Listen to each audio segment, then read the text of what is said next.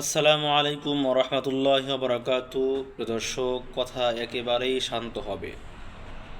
আগেই বলে নিচ্ছি, একেবারেই শান্ত প্রকৃতির কথা হবে।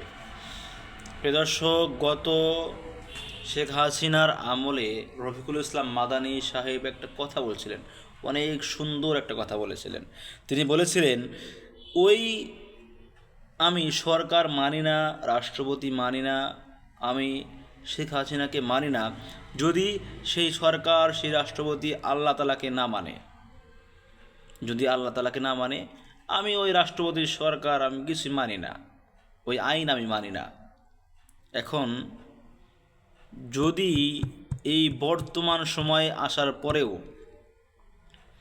যেখানে সেই আউল বাউল ফাউলেরা আমার আল্লাহর শানে বেয়াদবি করলো, যারা আমার আল্লাহকে নিয়ে এত কটূক্তি করলো, এতগুলো কথা বললো, একটা দুইটা না,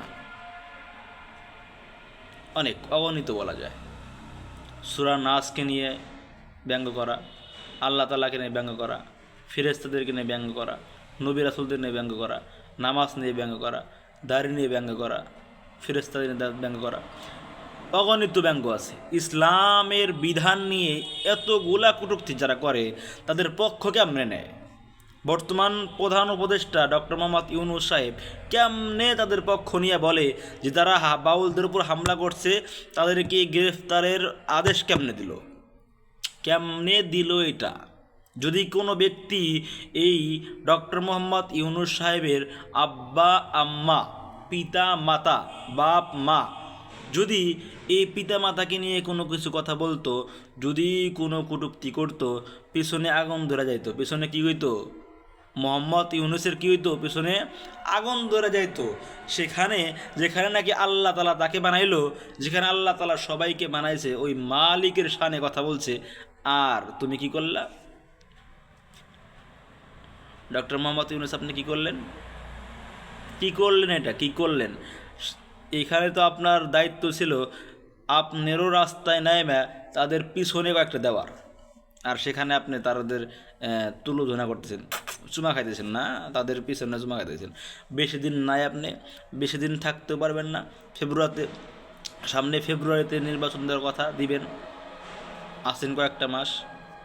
আমরা চাই, আপনি অনেক ভালো মানুষ, অনেক ভালো মানুষ, আমরাও আপনাকে পছন্দ করি, আসেন, অনেক ভালো কাজ করতেছেন। শেষ মুহূর্তে এসে এই যে মুসলমানদের দিলে কষ্ট দিয়েন না, দিলে কষ্ট দিয়ে আপনি যায়েন না, মোট কথা। আরেকটা কথা হলো, এই ডক্টর মোহাম্মদ ইউনূস সাহেব তো কইলাম একটা, এখন বিএনপির মির্জা ফখরুল ইসলাম আলমগীর, এরনে আমি কি কমু কন? এরনে আমি কি কমু? এই কয় যারা বাউলদের উপর হামলা করছে তারা নেক্কারজনক কাজ করছে, খারাপ কাজ করছে, ভালো কাজ করে নাই, যারা করছে যারা ধর্মান্ধ, যারা এরকম একটা কথা বলছে। কিরে ভাই, তুমি কি বাউলদের কথা শোনো নাই? কি কয়? পাগলা নাকি?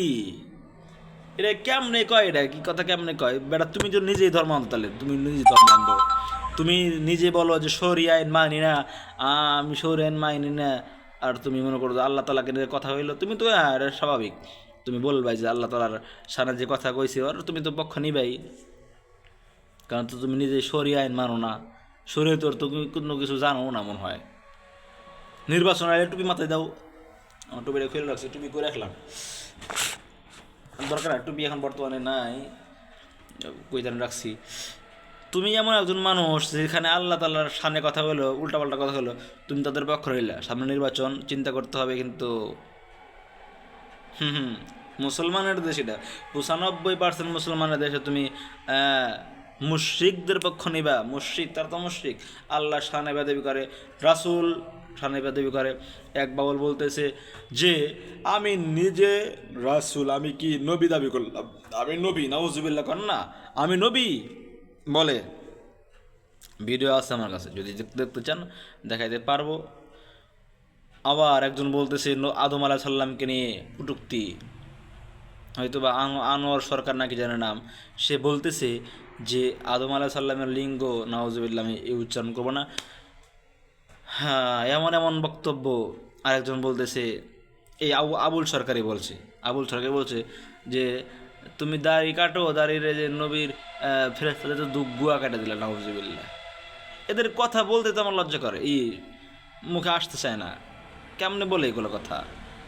সূরা নাসকে নিয়ে ব্যঙ্গ করে, সূরা নাসকে নিয়ে, যে আল্লাহ তাআলা এখানে নাচতে বলছে।